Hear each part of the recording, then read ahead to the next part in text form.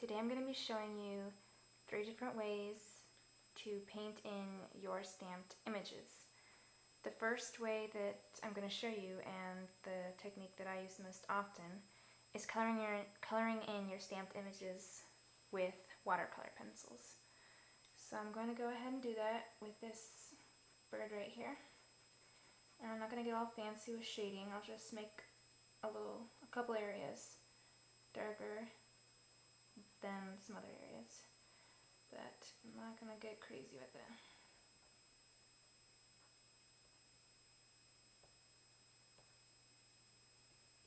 Alright,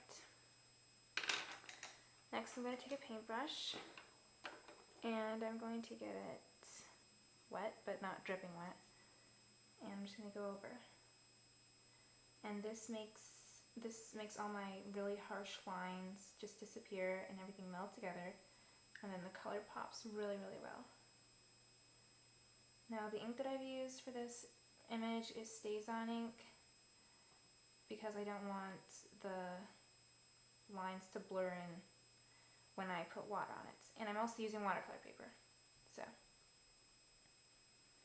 And this is a really neat way of coloring in your images because it just looks really pretty, and usually I've got some watercolor pencils around the house. So there's the watercolor pencils. The next way I'm going to show you is using shimmer sprays, and this technique I learned recently from log hopping or something. But I really enjoy doing this. I think it's really fun. So I'm using some Tattered Angels Glimmer Mist, and this is Viva Pink. And I could use I do have more pink shades, so I could really get crazy with the shading on this image, but I'm not going to. So the less water you have in your brush when you are painting with this, the more concentrated the color will be. So I'll show you that by getting rid of a lot of that right there, and it's much more vibrant when I don't have much water in my brush already.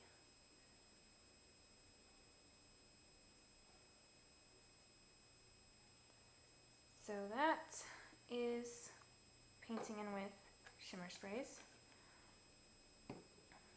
And the last one I'm going to show you, I haven't used it very often, but what the heck, I thought I'd show you anyway. It's using distress inks, and I'm not sure if I'm doing it the right way. I just randomly thought of this because I know some other ways you can use distress inks. But anyway, so I'm just going to get some ink on a plastic baggie or plastic something. I'm using Shabby Shutters, and bringing some water over here, and I'm just going to get it out. And then I can also paint with distress inks. And once again, the less water you pick up, the more vibrant the color will be.